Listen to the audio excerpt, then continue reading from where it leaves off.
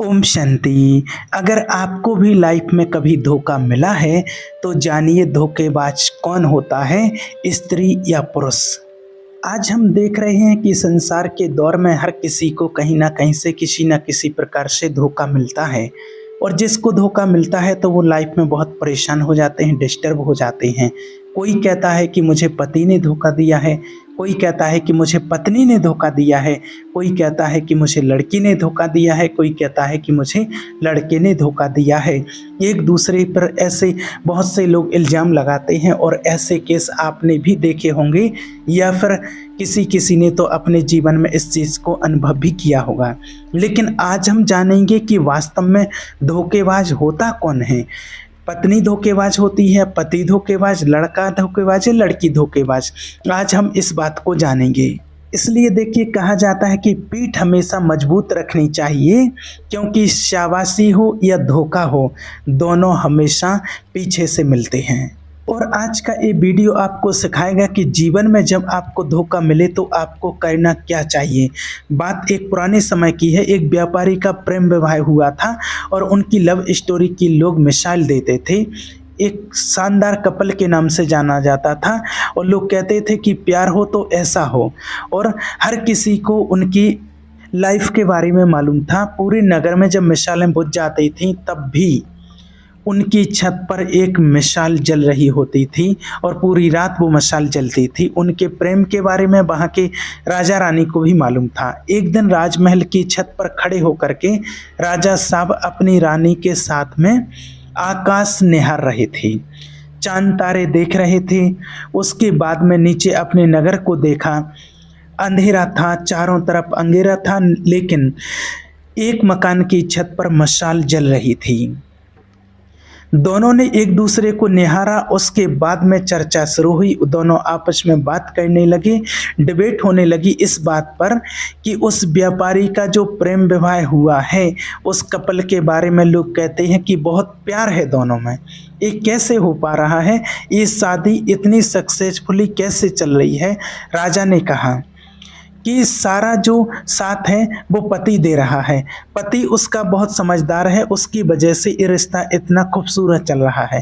रानी ने कहा ऐसा नहीं है, पत्नी उसकी बहुत समझदार है, पत्नी बहुत सभ्य है, समझदारी है और संस्कारी है। उसको समझ है कि रिश्ते को कैसे संभालना है, उसकी वजह से ये रिश्ता इतनी खूबसूरती से पनप रहा है। दोनों के बीच में ऐसी डिबेट होने लगी है। राजा ने कहा कि बात करने से कुछ नहीं होगा, एक काम करते हैं, एक छोटी सी परीक्षा रखते हैं। रानी ने कहा ठीक है, क्या करना है बताइए। राजा ने कहा कि हम व्यापारी की भी और उसकी वाइफ की भी परीक्षा लेंगे और मालूम करेंगे कि दोनों के बीच में वाकई में प्यार है या नहीं है। एक आइडिया इन्होंने तैयार किया। रानी ने अपनी एक दासी को अगले दिन व्यापारी के पास भेजा, अपने एक संदेश के साथ में, एक मैसेज के साथ में। वो जो दासी थी व्यापारी के पास गई और जाकर के कहा कि रानी साहिबा ने मुझे भेजा है और रानी साहिबा कह रही हैं कि अगर आप, वो दासी कहने लगी कि मुझे बोलने में थोड़ी सी हिचक हो रही है। तो वो व्यापारी कहने लगा कि बोलिए, आप क्या बोलना चाहते हैं, क्या बोला है रानी साहिबा ने। तो दासी ने कहा कि रानी साहिबा कह रही हैं कि अगर आप अपनी पत्नी की हत्या कर दें तो रानी जी आपसे शादी करने के लिए तैयार हैं। वो आप पर मंत्र मुग्ध हो गई हैं, आप पर मोहित हो गई हैं, आपसे शादी करना चाहती हैं। व्यापारी ने कहा कि आप मेरी तरफ से उनसे माफ़ी मांगिएगा और कहिएगा कि 1000 रानियां भी आ जाएं तब भी मैं अपनी पत्नी को नहीं त्याग सकता, जिंदगी भर उसके साथ रहूँगा, उसकी रक्षा करूँगा। वो दासी ये मैसेज लेकर के वापस रानी के पास आई। अब की बार जो बारी थी वो राजा की थी और अब टेस्ट होना था उस व्यापारी की पत्नी का। राजा ने एक नौकर को वहाँ भिजवाया, एक संदेश उसके साथ में भिजवाया। नौकर ने जाकर के उस व्यापारी की पत्नी को कहा, उसी दिन उसके घर पर पहुंच करके कहा कि एक संदेश राजा साहब ने भिजवाया है और वो कह रहे हैं कि अगर आप अपने पति की हत्या कर दें तो राजा साहब आपसे विवाह कर लेंगे और आपको इस राज्य की, यानी कि हमारे राज्य की रानी घोषित कर देंगे। जो व्यापारी की पत्नी थी उसने कहा कि आज रात में 2 से 3 बजे के बीच में हमारे घर की छत पर जो मिसाल जलती रहती है वो बुझ जाएगी, और जब वो मिसाल बुझ जाए तो समझ जाइएगा कि मैंने अपने पति की हत्या कर दी है। राजा साहब का ये जो प्रस्ताव है इसे मानने के लिए मैं तैयार हूँ। नौकर ये मैसेज लेकर के दौड़ करके राजमहल गया और राजा को बताया कि वो व्यापारी की पत्नी आपका प्रस्ताव स्वीकार कर चुकी है और आज रात में वो अपने पति की हत्या कर देगी, उसने कह दिया है। राजा ने फटाफट से अपने सैनिकों की एक टुकड़ी तैयार की और कहा कि हमें बचाव के लिए तैयार रहना है। जैसे ही वो मसाल बुझेगी फटाफट से उस व्यापारी के घर में जाना है और उसकी जान को बचाना है। सबने कहा कि ठीक है, सब तैयार थे, सैनिक तैयार थे। राजा राजमहल की छत पर चढ़ा और रानी के साथ में, रानी भी साथ में थी, दोनों साथ में थे कि क्या वाकई में वहाँ मिसाल बुझेगी या नहीं बुझेगी। चौंकने वाली ये थी बात कि 2 से 3 बजे के बीच में मशाल बुझ गई, क्योंकि व्यापारी जब वापस आया था अपनी दुकान से तो खाना ना खाने के बाद जब सोने के लिए चले गए थे तो सारी बात वैसे ही चल रही थी जैसे रोज़ चलती थी। लेकिन इस बीच में उस व्यापारी की पत्नी ने खेल कर दिया था। व्यापारी की पत्नी ने एक फांसी का फंदा तैयार किया था और 2 से 3 बजे के बीच में अपने पति को ही फांसी पर लटका दिया था। जैसे ही वो मशाल बुझी राजा के सैनिक दौड़ करके उस व्यापारी के घर में गए। व्यापारी की पत्नी को तो गिरफ्तार कर लिया, लेकिन उस व्यापारी की जान को नहीं बचा सकी। उस पूरी रात राजा को नींद नहीं आई और अगले दिन उसका दिमाग बहुत गर्म था, गुस्से में था। खुद से उसको गुस्सा आ रहा था कि ये क्या हो गया है। उसे महिलाओं को देखने का मन नहीं कर रहा था, उसे नारी जाति से नफरत हो गई थी और उसे लग रहा था कि क्या ये धोखेबाजी हुई है, ऐसा नहीं होना चाहिए था। बहुत गुस्से में था राजा, जो उनके राज्य का सबसे बुद्धिमान मंत्री था, जो सबसे बड़ा मंत्री था, और उससे कहा कि सुनो, अभी जंगल में जा रहा हूँ मैं शिकार के लिए और वापस आऊँगा मैं शाम को। तब तक हमारे राज्य की, हमारे नगर की जितनी भी महिलाएं हैं सबके गले कटवा दो, सबको फांसी पर लटकवा दो। ये मेरा आदेश है और आपको मानना ही होगा। राजा को पता नहीं क्या हो गया और राजा तो घोड़े पर सवार होकर के जंगल की ओर निकल गया। यह मंत्री के होश उड़ गए, उसे समझ नहीं आ रहा था कि क्या हो रहा है और राजा साहब ने क्या उलूल जलूल सा जवाब दे दिया है, आदेश दे दिया है कि उन्हें महिलाओं से ही नफरत हो गई है। मंत्री अपने बूढ़े पिता के साथ पास गया, जो कि एक वक्त में उस राज्य का मंत्री था, और जाकर के कहा कि पिताजी, राजा पागल हो गए हैं। राजा कह रहा है कि जितनी भी नारियां हैं, जितनी भी महिलाएं हैं हमारे नगर की, उन्हें ख़त्म कर दो, उसे नारी जाति से नफरत हो गई है। वो जो बूढ़ा पिता था उस मंत्री का, उन्होंने कहा कि बेटा एक काम करो कि सबसे पहले तो तुम छुप जाओ, क्योंकि राजा आएगा तो सबसे पहले तो गुस्सा तुम पर निकालेगा और मैं उससे बात कर लूँगा, तुम परेशान मत होना। शाम में राजा जब वापस आया और आकर के देखता है कि उसके नगर में महिलाएं वैसे ही घूम रही हैं जैसे पहले घूमती थीं, उसका गुस्सा और बढ़ गया। अपने राजमहल में मंत्री को ढूंढा तो नहीं मिला और तुरंत उसके घर पहुंचा। घर जाकर के पूछा तो मालूम चला कि मंत्री वहां नहीं था, वहां था उस मंत्री का बूढ़ा पिता। उस मंत्री के बूढ़े पिता के पास में राजा गया। उस मंत्री के बूढ़े पिता ने कहा कि राजा साहब की जयकार हो, राजा साहब कैसे आना हुआ। राजा तो गुस्से में भरा हुआ था और कहा कि तुम्हारा बेटा कहाँ गया, और उसको मैंने एक आदेश दिया था और उसने मेरे आदेश को माना नहीं। अब मैं उसका गला सबसे पहले कटवाऊंगा, मुझे उससे नफरत हो रही है।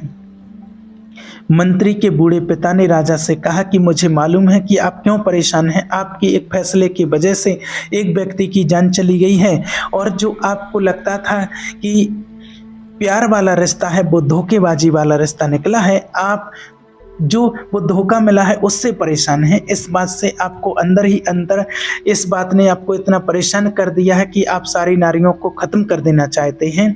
लेकिन राजा साहब, आपका आदेश माना जाए उससे पहले क्योंकि मैं आपके पिताजी के राजपाट जब उनका था उस वक्त में मंत्री हुआ करता था। और एक छोटी सी बात मैं आपको सुना देता हूँ और उसके बाद आपको सब कुछ समझ में आ जाएगा। राजा ने कहा, फटाफट से सुनाइए, क्या बात है आपके पास।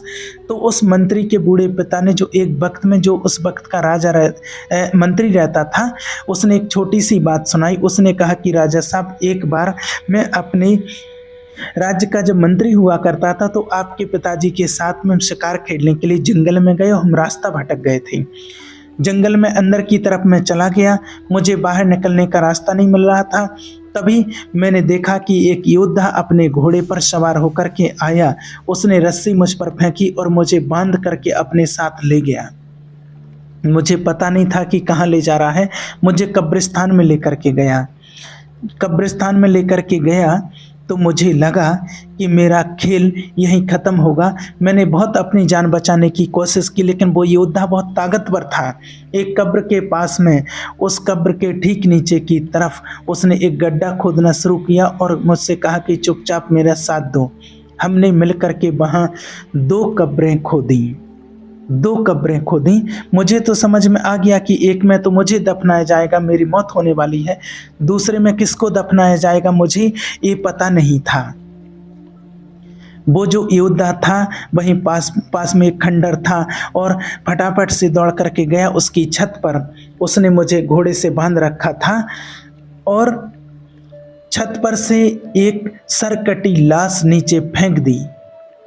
मैं डर गया क्योंकि वो जिसकी लाश थी वो ऐसे ही लग रहा था कि अभी अभी उसकी हत्या हुई, अभी उसका मर्डर हुआ है।